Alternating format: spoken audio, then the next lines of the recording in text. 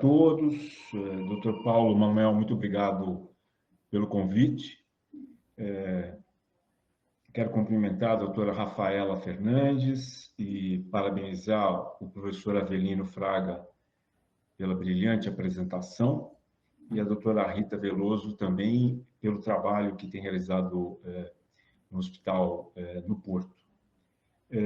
Eu não tenho conflitos de interesses para essa apresentação, talvez alguns só, que eu sou apaixonado por Portugal, sou viciado em bacalhau e os meus melhores amigos moram em Portugal. Falando um pouquinho só sobre o meu background, eu fiz a primeira cirurgia laparoscópica no Brasil em 1990. Em 2005, comecei a fazer cirurgia endoluminar pela boca, retirando a vesícula através de endoscópio pelo estômago. Em 2008, eu me certifiquei na cirurgia robótica, não acreditei na cirurgia robótica. E em 2015, eu voltei a me recertificar e aí comecei as minhas atividades como cirurgião do aparelho digestivo, focado na área de parede abdominal, com cirurgia robótica.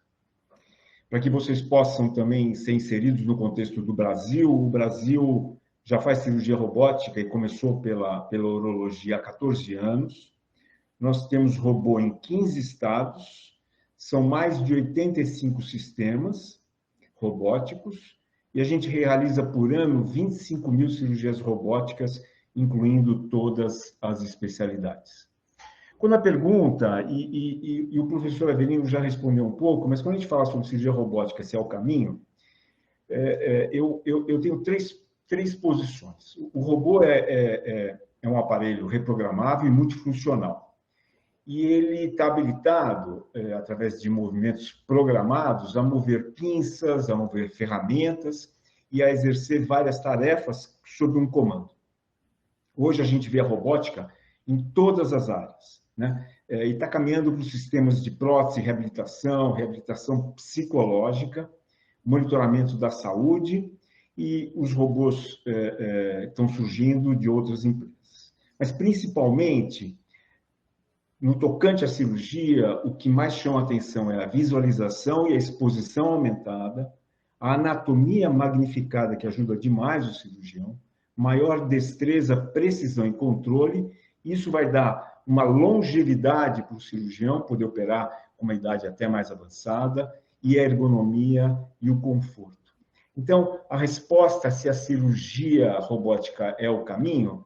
Sim, é o caminho, e eu acho que, eu acredito e tenho quase certeza absoluta que ela vai substituir a cirurgia laparoscópica assim que os custos baixarem. Mas não tem como fazer cirurgia robótica se a gente não participar de treinamentos. A gente tem que reaprender a utilizar o sistema, reaprender a operar, entre aspas, né? Passa pelo desenvolvimento de habilidades, processos cognitivos. Como o professor Avelino disse, a gente não tem a sensação tátil, mas a visão é tão magnificada e é tão impressionante a capacidade que a gente tem de identificar a anatomia, que parece que a gente sente esse tocar que não existe. E aí desenvolver capacidades inatas e diferenças individuais.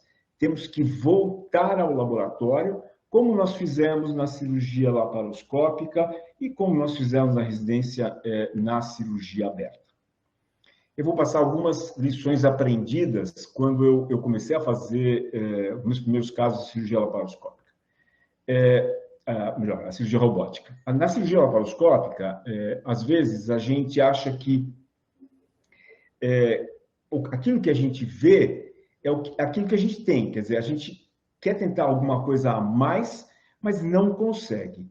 Na cirurgia robótica, como a gente controla a óptica e as pinças são articuladas e a visão é muito magnificada, o aprendizado daqueles que já começaram a fazer essa cirurgia ajuda muito e a gente consegue ampliar espaços, mudar a posição da óptica e ter uma visão diferente daquela que a gente tem na laparoscopia, que é só aquilo porque muitas vezes a óptica é controlada por uma pessoa que não tem aquela visão que o cirurgião tem.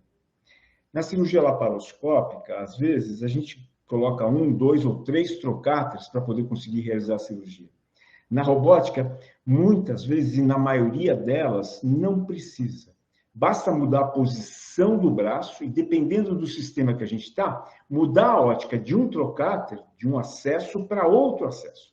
E aí a gente tem uma visão diferente daquela que a gente tem.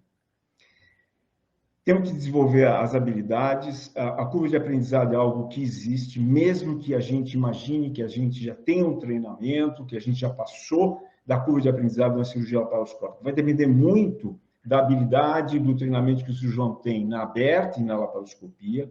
Depende do volume do grupo de cirurgia que está realizando a cirurgia robótica. E vai depender daquilo que ele faz de volume, com volume. Ou prostatectomia, ou cirurgia de hérnia, ou colecistectomia, pâncreas e por aí afora. Então, é muito importante passar dessa curva de aprendizado.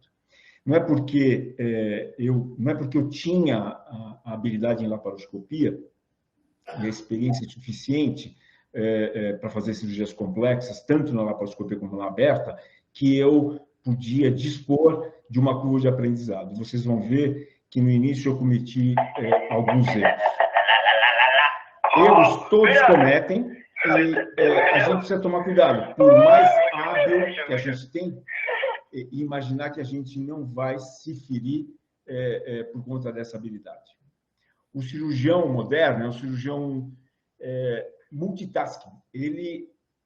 Hoje, o cirurgião do século XX, ele não se diz o cirurgião robótico ou laparoscópico ou aberto. É impossível ele chegar para um paciente e dizer, olha, eu só faço robótica ou eu só faço laparoscopia. O cirurgião do século XXI, ele tem que realizar cirurgia aberta, robótica, laparoscópica e centralizar no paciente, como foi dito na sessão anterior. O paciente é o nosso foco. O que existe de melhor a gente tem que oferecer para ele. Não importa o acesso. O que importa é aquilo que o paciente necessita. Vários estudos foram realizados pensando em como treinar o cirurgião em cirurgia robótica. Esse estudo em 2017, da Universidade da Califórnia. Eles fizeram algumas simulações com 12 residentes, R2 e R3, onde chegaram a um consenso da melhor estrutura curricular.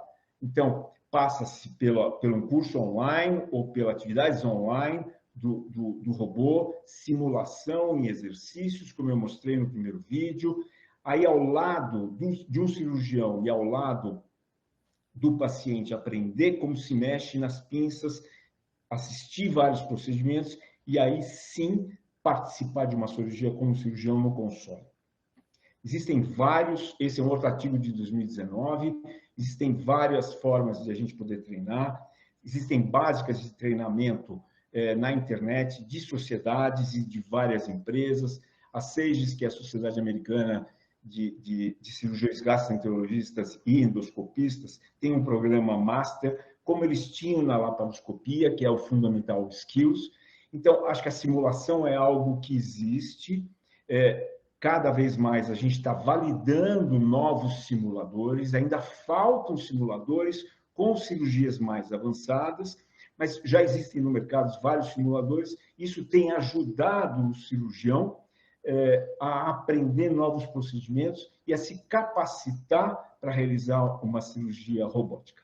Como aqui eu estou mostrando para vocês a utilização de um dos robôs do mercado, é uma simulação, eu estou fazendo exercícios e estou aprendendo, porque esse é um novo robô, eu fui treinado com uma empresa e agora existem outros robôs e a gente tem que passar por um novo treinamento. Felizmente, hoje, no Brasil, as sociedades médicas assumiram o treinamento para si. Eu, como presidente atual da Sociedade Brasileira de Cirurgia Laparoscópica e Robótica, nós estamos autorizados a certificar os cirurgiões e não mais as empresas. Isso era uma forma de dominar o mercado, onde as empresas faziam essa simulação, esse treinamento. Hoje, com novos simuladores e com essa autorização do Conselho Federal de Medicina no Brasil, a gente, como sociedade, consegue fazer cursos autônomos em hospitais que a gente escolha ou que são certificados para isso, são cirurgiões certificados, e a gente tirou da mão das empresas o que certamente tem um certo viés. Então, acho que isso é importante. Aqui eu estou mostrando um dos exercícios que eu considero a hernia inguinal como o melhor procedimento para se iniciar no treinamento da cirurgia robótica, do cirurgião que passou pela cirurgia aberta e passou pela laparoscopia, é onde a gente consegue mostrar o máximo de capacidade de dissecção e de outros procedimentos. Eu passei quando eu fiz o treinamento, na época era exigido o treinamento em laboratório em animais, era a prova que a gente fazia, então eu passei pelo treinamento online, passei pelos simuladores e acabei realizando a minha prova de certificação em laboratório do animal, que hoje em dia, cada vez a gente tem menos aqui no Brasil, pelas proibições de regulação. Mas nessa época foi assim que eu fiz, em 2015, e aí eu estava pronto para realizar minha primeira cirurgia. O que eu fiz? Eu escolhi um dos casos mais complexos de cirurgia da hérnia, que é o meu foco de pesquisa e de atuação, uma hérnia complexa, com múltiplas telas anteriores, e esse foi o meu primeiro caso. Foi uma cirurgia de 8 horas, e esse foi o meu primeiro erro.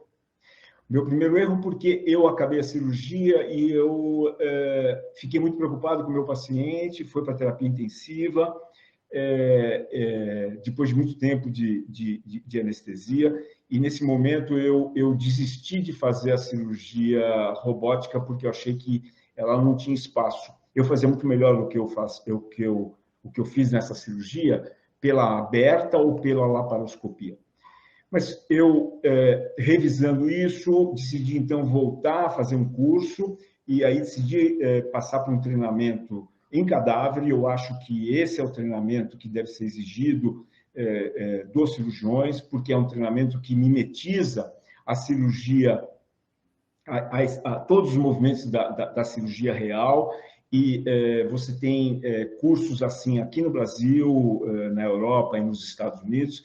Isso me capacitou e me deu muito mais confiança de poder voltar ao paciente e aí realizar os procedimentos.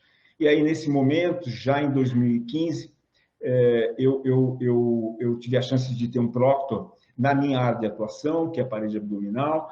Veio o doutor Conrad, dos Estados Unidos, fizemos 7 casos juntos, e aí, depois dessa imersão em cirurgias supervisionadas por um cirurgião já gabaritado, eu me senti muito mais confiante em oferecer o procedimento robótico para os meus pacientes. Quais são os segredos para um programa de cirurgia robótica em qualquer hospital? É ter um programa organizado, ter um diretor, um cirurgião, enfermeiros, anestesistas e a engenharia médica envolvida nesse processo.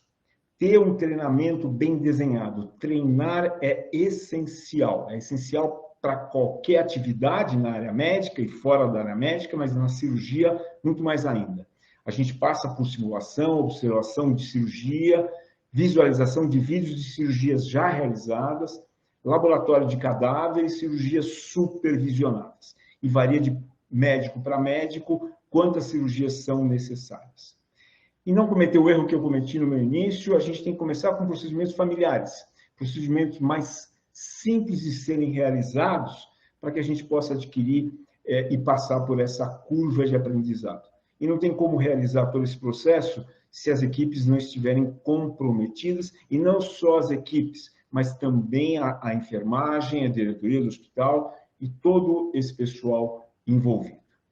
Então, foi assim que eu comecei, é assim que hoje eu treino os meus residentes, os meus pós-graduandos e os cirurgiões que vêm até o nosso hospital para treinar cirurgia robótica. Novamente, eu queria agradecer a oportunidade, dizer que eu espero estar na Madeira o mais breve possível para conhecer esse local maravilhoso que é patrimônio natural da humanidade pela Unesco. Muito obrigado pela oportunidade.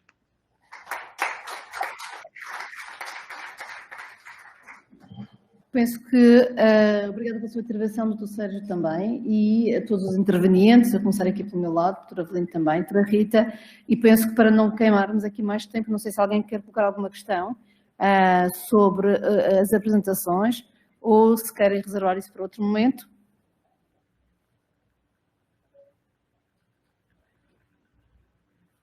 Doutor Pedro. Microfone.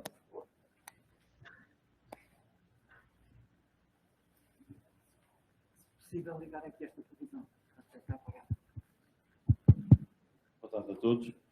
Mais uma sessão que eu acho que foi excelente. Gostaria de cumprimentar os elementos da mesa, o meu amigo Eurico Castro Alves, a doutora Rita Veloso e ainda o professor Sérgio Roll, à distância de um clique, do outro lado do Atlântico, e, portanto, as novas tecnologias aproximam-nos e permitem discussões muito importantes para o desenvolvimento da saúde nas várias regiões. Eu gostaria de dar os parabéns, tanto ao Centro Social da Universidade do Porto, pela forma como, de facto, introduziram este tema, estão a introduzir este tema do RAS, da Robotic Assisted Surgery, na vossa capacidade, dos vossos skills, dos vossos cirurgiões, das especialidades cirúrgicas do Centro Social da Universidade do Porto. De facto, isto é um exemplo que pode ser seguido por todas as outras instituições. A Madeira também está a começar todo este processo e gostaria de dizer que foi muito bom partilhar convosco a forma como começaram, a forma como trabalharam em equipe e a forma como, de facto, introduziram todos os players nesta necessidade da procura de uma resposta diferente, que é o bloco operatório do futuro, porque, sem dúvida, a segurança e a qualidade continuam a existir, mas, se calhar, vamos operar os doentes com menos custos para a instituição, com menos custos para o sistema de saúde, com menos internamento, com menos complicações, como o professor Avelino Fraga também demonstrou na sua exposição, e naturalmente este é o caminho e espero que todos nós tenhamos aprendido algo com esta apresentação, com esta sessão. Muito obrigado. Muito bem, doutor Pedro, alguma questão mais que alguém queira colocar? Pois não, mais nada. Doutor Paulo, daremos por encerrado, uma vez que temos de cumprir o calendário. Exatamente. Muito obrigada, doutora Rafaela, por a mesa e muito parabéns. Muito obrigado. De facto, tivemos aqui um momento muito alto do ponto de vista científico